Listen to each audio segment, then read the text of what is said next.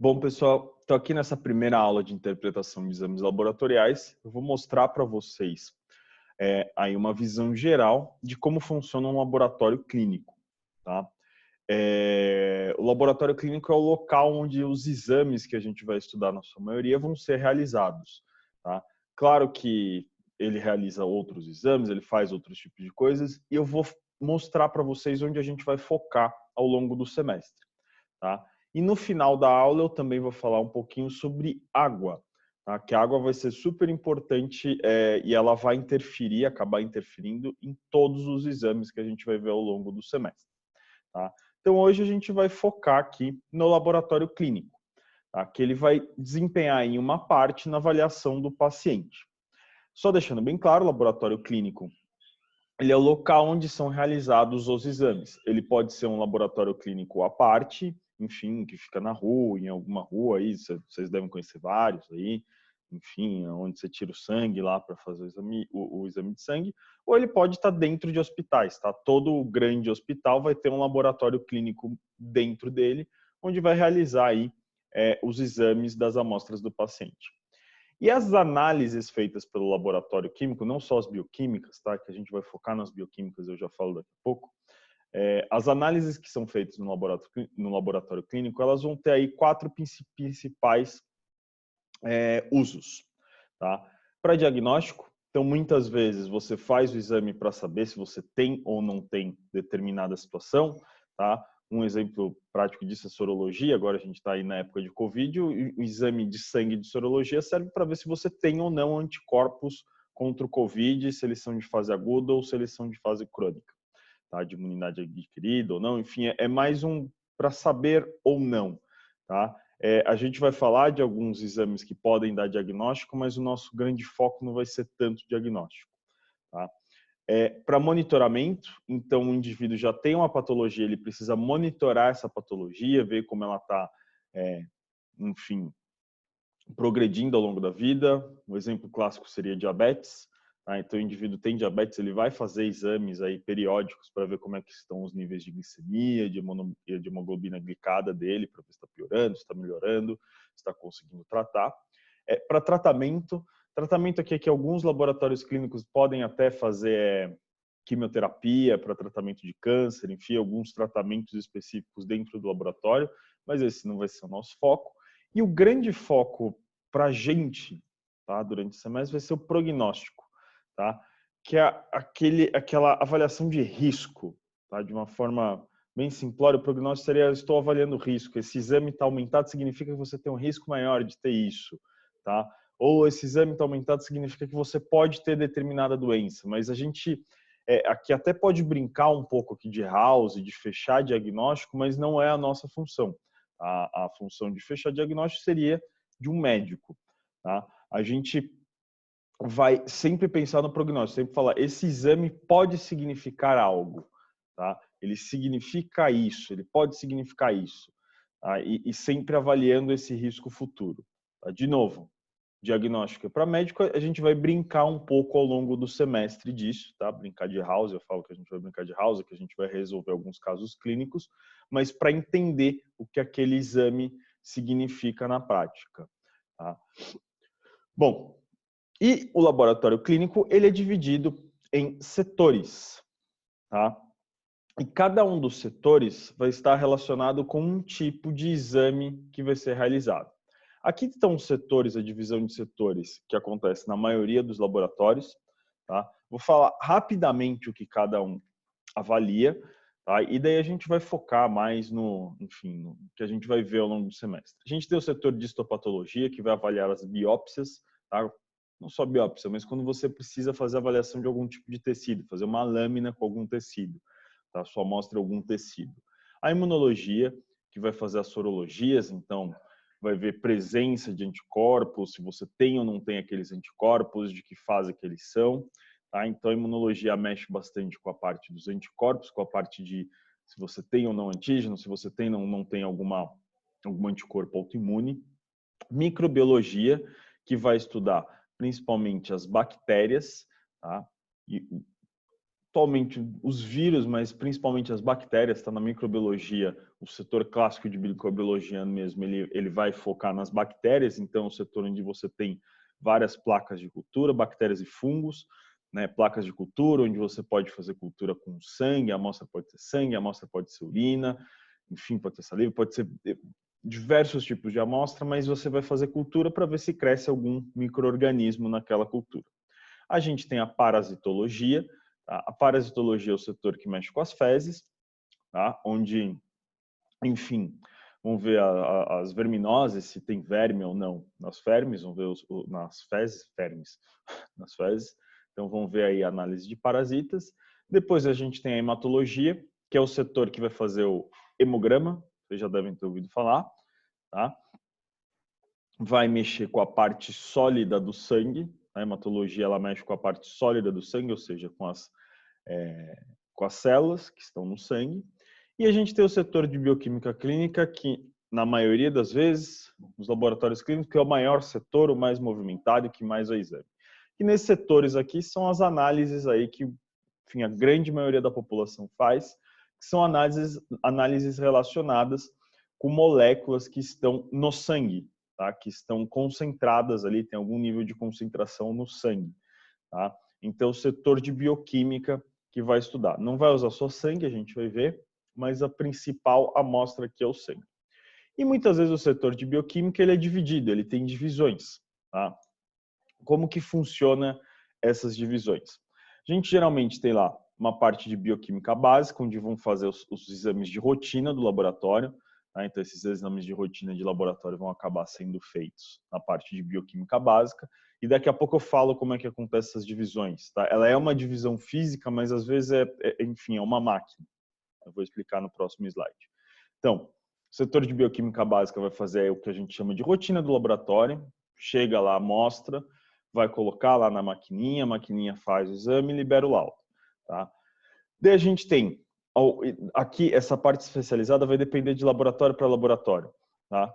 Mas as análises especializadas, elas geralmente ficam em locais separados, onde você só tem análise de hormônios, tá? Que é relativamente complicado, é uma análise mais sensível, então você precisa de mais cuidado para fazer as análises de hormônios, de algumas proteínas específicas, como marcadores tumorais, então vai precisar de algo mais específico, então é separadinho, parte de vitaminas, e a parte que mexe com DNA aqui, que vão ser os PCRs da vida, tá? Ou até para ver paternidade, enfim, também é mais separado, tá? Essas análises especializadas a gente não vai focar tanto, tá? Durante o semestre a gente vai focar principalmente na básica, tá? Na parte de rotina do laboratório. E daí a gente também tem essas análises de emergência, tá? O que são essas análises de emergência?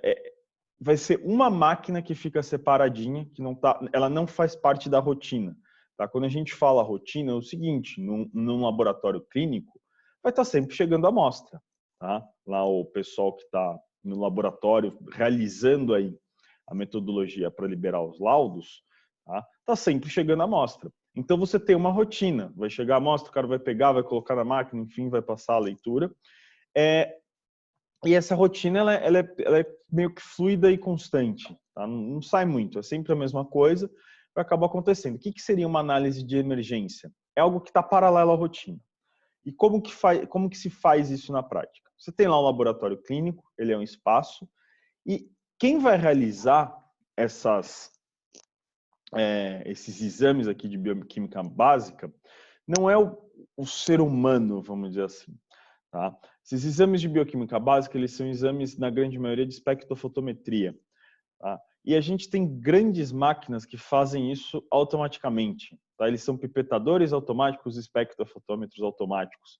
Estão geralmente ligados a um computador aqui. Você vai lá, coloca as amostras dos tubinhos de sangue em algum dos carretéis aqui. A máquina vai pipetando, vai fazendo automático e liberando o laudo aqui. Você só tem que acompanhar o funcionamento da máquina, ver se ela está funcionando de forma ok, enfim. Mais você é um babysitter de máquina, tá? Claro, tem mais coisas, estou simplificando aqui, mas só para vocês entenderem. E quando a gente pensa em análise de emergência, na grande maioria dos laboratórios clínicos, nada mais é do que uma máquina dessas daqui que não está na rotina. Ela está separadinha para se chegar a algum exame, pum, põe direto nela, meio que fura a fila, vai em paralelo, faz antes de todo mundo para o resultado vir de uma maneira rápida, tá? Os outros, a gente vai ter lá máquinas que vão fazer a parte de eletrólitos, máquinas que vão ver ureia e creatinina, enfim, cada máquina vai ter aí o exame que ela vai estar realizando. Mas são máquinas que fazem esses exames, então é um processo bem automatizado na parte de bioquímica. Tá? São várias máquinas, é mó legal ver isso daqui funcionando, eu tentei pegar um videozinho, mas não consegui aqui. Enfim, vai pipetando, tudo automático, e vai saindo o resultado no computador. Tá? Bom, só que antes da amostra chegar no setor, seja o de bioquímica ou qualquer um outro do laboratório clínico, a gente tem um setor que acaba sendo super importante, que vem antes, tá? Que é o setor de logística ou o setor de serviços do laboratório. Que é o seguinte, eu estou falando aqui para vocês o final aqui da cadeia, certo? Onde a amostra vai chegar e onde os exames vão ser realizados, tá? Mas a coleta de amostra e a distribuição de amostras acaba sendo, às vezes, mais importante do que até realizar o próprio exame. Por quê? Como a gente tem muita coisa automatizada hoje em dia, tá? Até hemograma, que antigamente não era automatizado, hoje em dia é automatizado, tá? O indivíduo que está trabalhando nas máquinas, ele vai pegar aquela amostra, colocar na máquina certa e acompanhar, ser um babysitter lá de robô, né? Vai ficar vendo se está tudo certo, enfim, um ou outro exame mais específico que vai ter o olho humano, tá?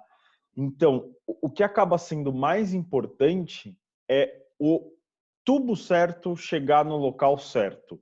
Aquela amostra do paciente X chegar no local que era para ela chegar, tá? Eu não ter confusões com relação a isso. E quem faz isso é o setor de logística do laboratório. Então, ele vai mandar distribuir os tubos de sangue, de amostra, de urina, enfim, das amostras que o laboratório coleta para os setores específicos, tá? Bom, e a primeira amostra que a gente vai falar aqui vai ser o sangue, tá? O sangue, geralmente, ele é coletado nesses tubinhos, aqui são tubos a vácuo, tá? Que eles têm essas corzinhas aqui que tem relação com o tratamento que é feito com o tubo. Então, tem tubo que tem anticoagulante, tem tubo que não tem nada, tem tubo que tem um anticoagulante X, tem tubo que tem um anticoagulante Y, tem tubo que tem um gel separador. Enfim, não vou entrar em detalhes sobre esses tubos. Essa cor aqui na tampa do tubos, ela é universal. Então, em qualquer parte do mundo, você vai ter lá o tubo roxo, ele é sempre com EDTA, o tubo vermelho vai ser sempre sem nada, né? O tubo plain. O tubo amarelo é com gel, tá? Isso acaba sendo universal, tá? Isso daqui é utilizado também para o setor de logística, por um lado. Assim, o setor, atualmente é tudo com código de barra, né? Esse tubinho, se você já tirou sangue, você sabe, pega o tubinho, cola lá um código de barra e vai passando o código de barra, e a própria máquina aí do laboratório, né, a rede de computadores do laboratório, vai identificando para onde esse tubo tem que ir. Mas essas cores aqui, elas são bem utilizadas para conferir o trabalho da máquina, enfim, para ver se alguém não errou na etiquetagem, porque existem setores que, enfim, só vão pegar um tipo de tubo, tá? Então, se chegar um tubo errado naquele setor, o indivíduo que está operando a máquina vai ter aquela função dele, que eu falei, é babysitter de máquina, mas precisa tomar cuidado. Se ele vê um tubo errado, ele avisa, ó, esse tubo aqui, tudo bem, chegou para mim, o setor de logística que mandou, mas, sei lá, na sorologia, a gente não mexe com tubo roxo. Tá? Então, chegou um tubo roxo aqui na sorologia, eu não sei por que chegou, a gente não mexe com esse tipo de tubo. E ele vai falar com o setor de logística para tentar resolver o problema. Tá? Mas, enfim, esses tubinhos são bem utilizados para isso. E aqui é como geralmente se coleta o sangue. Tá? Vai ser uma punção venosa na maioria das vezes, daí usa essa borboletinha aqui, né? Esse aparato, enfim, põe um garrote, a chaveia, coloca lá essa agulha da borboletinha e depois você encaixa esse tubo a vácuo aqui nessa peça preta da agulha com a borboleta aqui.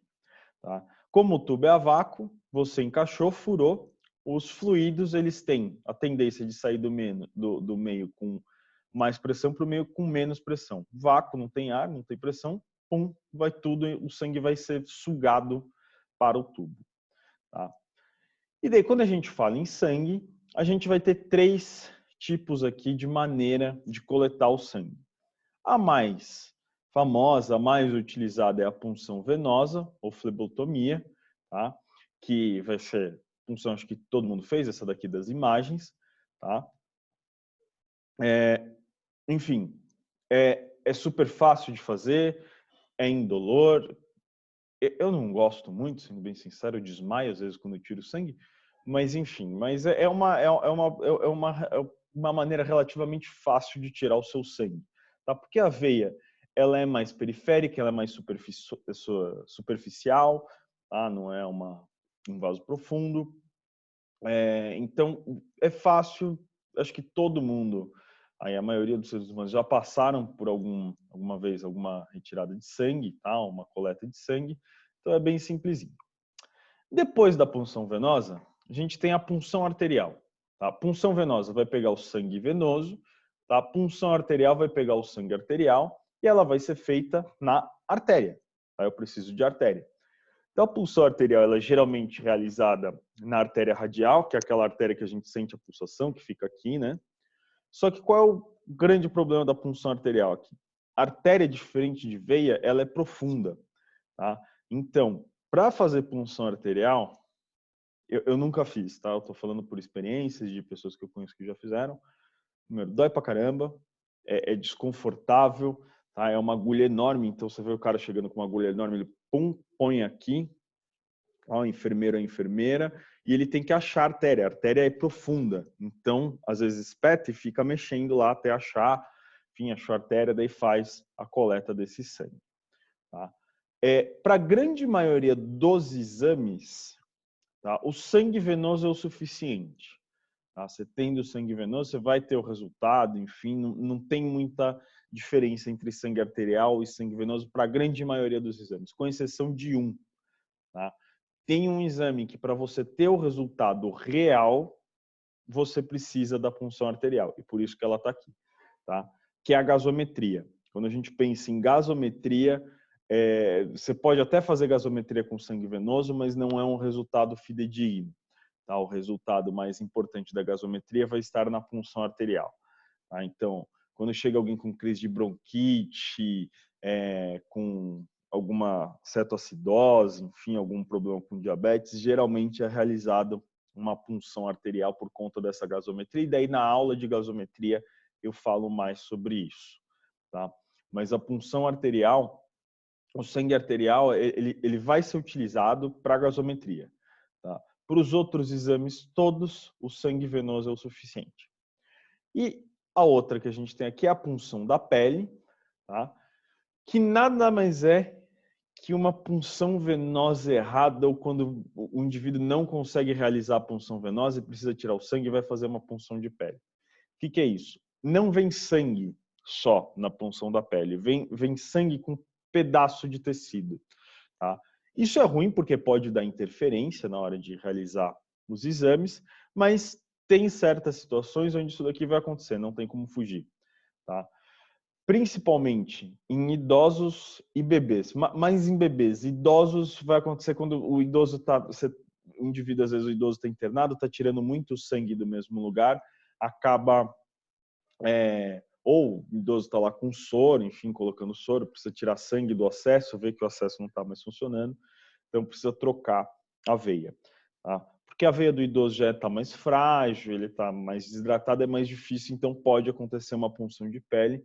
Mas em bebês, principalmente, é muito difícil pegar a veia de um bebê. Quando o bebê precisa tirar sangue, geralmente vai uma punção de pele. Tá? De novo, punção de pele não é o ideal, mas ela em alguns casos vai ser utilizada quando a punção venosa, enfim, não for o indivíduo que está coletando não conseguir fazer a punção venosa, ele vai fazer uma punção da pele. Daí aqui, vou falar um pouquinho da diferença de plasma e soro para vocês. Não é um conceito que a gente vai muito utilizar, mas eu acho que é interessante falar, tá? Que são as amostras de sangue que a gente pode estar trabalhando. Tá? Então, o sangue ele pode chegar de 3 formas lá para a realização do exame. Sangue total, que é o sangue inalterado, lá vai ter as células sanguíneas, que é a parte sólida do sangue, e o plasma, que é a parte líquida do sangue, tá? E chega lá o tubinho com o sangue total.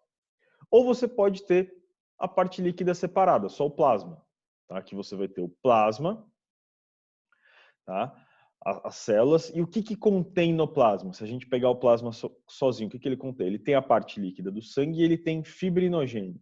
Se vocês lembrarem, fibrinogênio é uma das proteínas aí que está lá no final da cascata da coagulação e que ela vai ser quebrada para formar a rede de fibrina, enfim, coagular o sangue. Então, quando a gente pensa em plasma, falar o plasma a gente fala quando o sangue não teve nenhum tipo de coagulação. Tá? Ele tem fibrinogênio, ele não sofreu coagulação. Se o sangue foi coagulado, vai sobrar uma parte líquida, só que essa parte não tem o fibrinogênio. Daí a gente chama ela de soro. Tá? Então, de uma maneira, você tem lá o sangue total. Se eu tenho a parte líquida do sangue com as células sem nenhum tipo de coagulação, eu chamo de plasma. Se eu tenho a parte líquida do sangue com um coágulo, ou seja, teve coagulação, eu vou chamar de soro. Tá? Isso daqui, a gente consegue saber se eu formo sangue total, plasma ou soro através lá dos tubinhos. Tá? Vai depender do tubinho que você utilizar para saber se vai ser formado plasma, sangue total ou soro e do que vai interferir nisso. Tá? Mas de maneira geral, quando se utiliza algum tipo de anticoagulante no tubo, a gente vai formar plasma, tá? Porque não vai ter coagulação, vai impedir a coagulação. E se eu não uso anticoagulante, eu vou formar o soro. Tá? E para os exames que a gente vai ver, tá, de punção venosa, enfim, de análises de bioquímica básica, não vai fazer tanta diferença o soro ou o plasma. Tá? Geralmente pode ser feito com os dois, é claro, tem lá metodologias que vão usar um, que vão utilizar outro, daí vai depender do laboratório. Mas de qualquer jeito, o que chega, o que vai ser importante para o indivíduo realizar a análise, para o cara lá que está trabalhando realizar a análise, vai ser o plasma ou o soro. Tá? E daí aqui eu tenho alguns desenhos sobre a amostra, seja de plasma ou soro, tá? Então está só a parte líquida, eu só peguei essa parte líquida aqui, tá? De sangue, tem algumas amostras que são sangue total, por exemplo, hematologia vai usar sangue total, mas enfim, geralmente a grande maioria das amostras dos exames vão utilizar plasma ou soro, tá? Então aqui tem algumas imagens, umas figurinhas aqui de como são as amostras. Uma amostra de aspecto normal, uma amostra meio amarelo transparente, tá? Enfim, acho que vocês já viram aí uma cor de plasma ou soro. Chegou assim, beleza, tá normal, não vai dar problema nenhum. Primeiro tipo de amostra inadequada aí que a gente tem é a amostra lipêmica, tá? Que é uma amostra que tem um conteúdo muito grande de gordura, de triacilglicerol principalmente.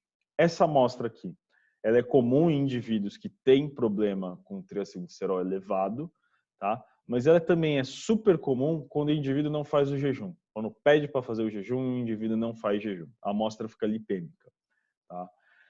O jejum, para alguns exames, ele é importante, tá? Para outros, não, tá?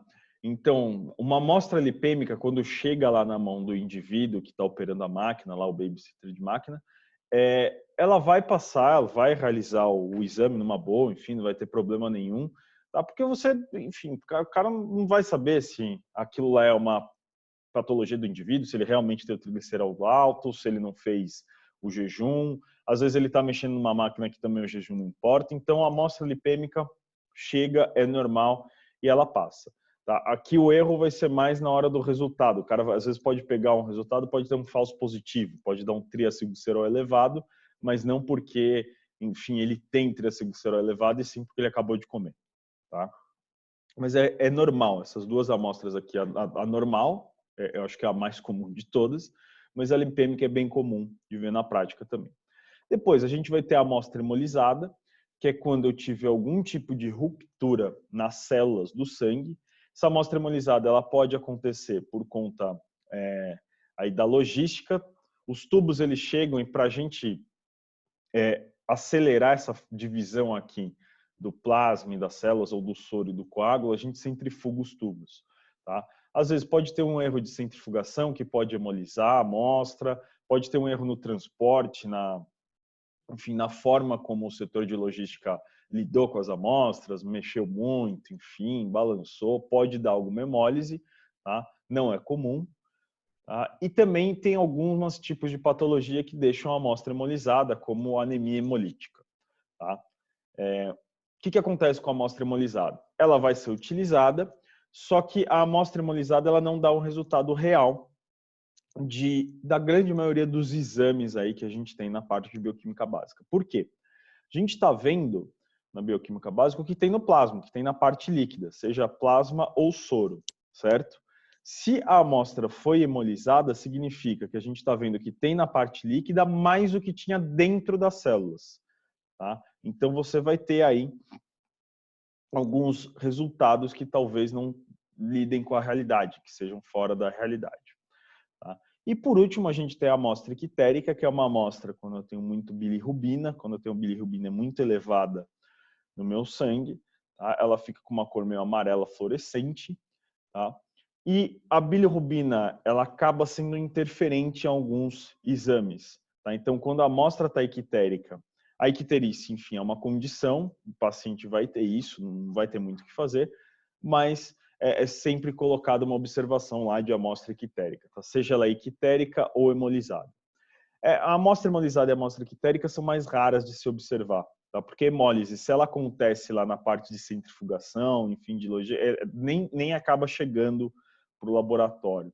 Tá? E a amostra equitérica, o indivíduo precisa estar não só equitérico, ele precisa estar equitérico com uma bilirrubina extremamente elevada, tá? O que não é uma coisa comum. Tá? E outro tipo de amostra que a gente pode ter é a urina. A gente falou do sangue aqui, mas a gente também vai ter alguns exames realizados com a urina. Tá? A urina, um método mais eficiente de se coletar urina é aquele que a coleta é feita no laboratório. Tá? Então, o cara chega lá, te dá um potinho, né? Um indivíduo que trabalha no laboratório te dá o potinho para coleta de urina, fala lá, higieniza, pega o jato médio, né? E quando entregar aquela urina, ela já vai direto lá para o setor de urinálise, né? Onde vai ser realizado os exames de urina tipo 1, enfim, ou a separação de amostras para realizar algum tipo de exame de concentração mais específica. Tá? Essa urina, se ela não pode ficar mais de 1 hora fora sem refrigeração, tá? Porque geralmente ela vai passar também por um exame de análise microbiótica, então se tem algum tipo de micro-organismo nela, e ela aguenta no ambiente até 1 hora sem ser habitada por bactérias, enfim, micro-organismos que estão no nosso ambiente. Tá? Então ela precisa ser refrigerada depois de 1 hora. Isso serve para os indivíduos que querem coletar na casa e levar para o laboratório. Não adianta coletar, deixar lá em cima da mesa e depois de 2 horas pegar e levar. Provavelmente vai falar, você tem uma infecção urinária, só que é do ambiente aquela bactéria que está na sua urina. Tá? E a gente tem algumas coletas que são coletas de 24 horas, onde o indivíduo precisa coletar a urina inteira durante as 24 horas. Nesse tipo de coleta, pede-se para deixar refrigerada a urina durante o tempo, tá? Mas, enfim, se ultrapassar 1 hora não vai ser algo tão problemático, porque a urina 24 horas não é utilizada para ver se você tem algum tipo de infecção, utilizada para ver a taxa de filtração glomerular. A gente vai falar isso na aula de rim, então não tem tanto problema. E aqui, só para vocês saberem, né? Geralmente perguntam isso, por que é o jato médio, né? Por que a gente tem que descartar o primeiro jato de urina? Porque o primeiro jato de urina é um jato que ele serve para limpeza da uretra, tá? A uretra, de ficar parada, enfim, você não fazendo nada, ela vai descamar, ela tem um epitélio ali, vai descamar, tem algumas bactérias que elas vão entrar do ambiente ali na porção inicial, na inicial da uretra. Então, o primeiro jato de urina é um jato de limpeza. Tá? Ele serve para tirar essas bactérias que não estão infeccionando, elas só estão ali porque fazem parte do ambiente, para tirar essas células mais mortas. Então, você limpa o canal com o primeiro jato, e o jato médio seria a urina mais pura que a gente tem. Tá? Bom, e para fechar essa primeira parte de laboratório clínico, para a gente falar de água, preciso de falar aqui de algumas fontes de erro, fonte de variação. Quando a gente pensa em erros de exames laboratoriais, tá? O exame deu errado. Ele pode dar errado por três coisas, principalmente. O erro ele pode ser um erro que a gente chama de pré-analítico, um erro biológico ou um erro analítico. Erro pré-analítico é aquele que acontece antes da análise, tá? Então, não é um erro da máquina, não é um erro lá do babysitter da máquina, enfim. Ele vai acontecer antes. O principal erro pré-analítico aqui é jejum, tá? O indivíduo, isso acontece pra caramba na prática, tá? O senhor fez jejum? Fiz. E o cara não fez. Vai dar um erro no exame, certo? Vai dar um resultado que não condiz com a realidade, mas ele é pré-analítico, tá? Erros no setor de logística também seriam erros pré-analíticos. Então, errou centrifugação, mandou o tubo para o lado errado, enfim, erros pré-analíticos. Eu vou pular o biológico. Erro analítico. O que é o erro analítico? É o que acontece quando o exame está sendo realizado. Então, é algum erro naquelas máquinas que eu mostrei, tá? Enfim, a máquina foi calibrada de forma errada, o reagente está vencido da máquina, enfim, algum erro na condição da máquina vai dar o erro analítico, tá? Ou é um exame realizado por mão humana e o cara errou na pipetagem, enfim, é um erro na hora da análise, isso é o erro analítico. Tá? E por último, a gente tem o erro biológico, que é uma característica do indivíduo. Tá? O erro biológico é o seguinte, é um indivíduo que ela é daquele jeito. Vou dar um exemplo que eu até já falei aqui para vocês entenderem. Quando a gente pensar em amostra ictérica, tá? Amostra hemolizada no caso de alguém que tem anemia hemolítica, mas vamos lá, amostra ictérica. A amostra ictérica é o seguinte, se a amostra chegou ictérica, não tem o que fazer. O exame vai ter que ser realizado com a amostra ictérica, pode dar interferência, pode dar erro em algumas coisas, mas não tem o que fazer. É uma característica biológica daquele indivíduo ele ter a icterícia. Eu não tenho como tirar a icterícia de forma fácil, tá? Enfim, tem indivíduos que vão ter características biológicas que pode parecer que é um erro o exame, mas não é, é uma característica própria dele, tá? Então, geralmente, o erro biológico, quem vai saber observar se é um erro mesmo, se é um normal ou não, é o médico do paciente, tá? O erro analítico, muitas vezes o próprio laboratório já percebe que tem algum tipo de erro e já conserta, enfim, já refaz o exame, na grande maioria das vezes. E o erro pré-analítico, enfim, ele é o que mais acontece, tá? E ele geralmente acaba passando, vai ser aquela coisa, repete esse exame aqui que deu estranho, tá? É o pré-analítico. Bom, beleza. Agora a gente tem que falar um pouquinho de água, tá? Por que a gente tem que falar um pouquinho de água?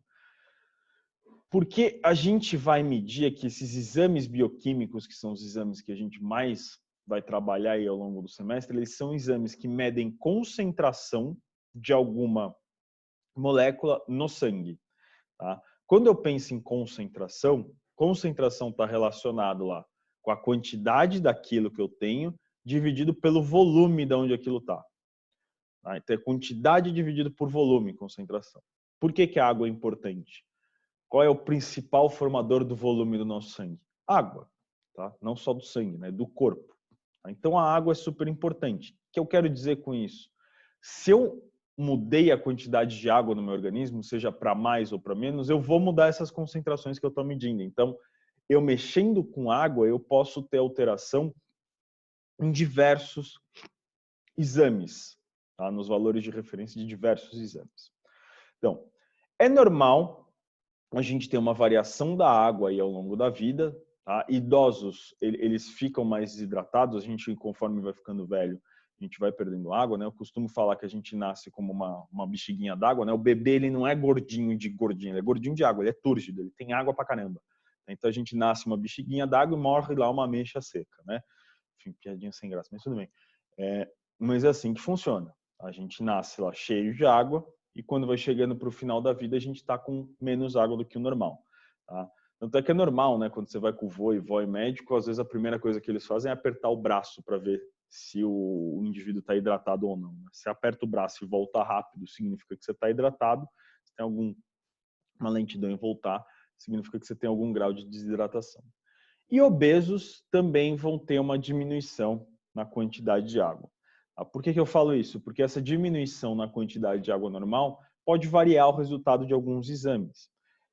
Para idoso é fácil reparar isso. Tem certos exames que os valores de referência são divididos por idade. Tá? Quando eles são divididos por idade, significa que essa diminuição da água ela pode importar no idoso. Mas o que é mais importante a gente aqui falar com relação da água é do equilíbrio hídrico. Tá? O que é o equilíbrio hídrico? A gente, durante o dia, vai ter uma ingestão de água e vai ter uma eliminação de água. Tá? Isso é normal. A ingestão, enfim, vai vir de água mesmo ou até de alimentos. A gente tem bastante alimento que é rico em água. E algumas reações do nosso organismo formam água também. E a água vai ser eliminada por urina, fezes, pouquinho, suor, respiração. Mas a principal parte é a urina. Tá? E nesse equilíbrio hídrico, a gente tem um hormônio, tá? A gente vai ter dois fatores que podem aí interferir bastante nesse equilíbrio hídrico. Um hormonal e um outro, enfim, que é uma atitude do indivíduo. Tá? O dessa atitude do indivíduo é exercício físico, tá? Atividade física. Um indivíduo que, se você fez atividade física e vai tirar sangue, pode dar alteração de vários exames, não porque você tem algum problema, porque você está desidratado naquele momento pós-atividade física. Tá? É normal a gente ficar alguns minutos, até hora, às vezes, dependendo da atividade física que você realizou, desidratado. Tá? Mas daí você bebeu água, passou um tempo, fechou. Tanto é que a atividade física, hoje em dia tem laboratório até que nem fala isso, porque enfim, tem uns estudos aí saindo que mostram que não é tanta diferença, mas tem um pouco de diferença. Tá? Mas é indicado que você, antes de não tenha feito atividades físicas antes das últimas 3 horas do exame. Tá? Então, você terminou a sua atividade física, você vai tirar sangue depois de 3 horas, é o ideal. Mas na prática mesmo, depois de meia hora, já está normal, se você tomou água. Tá?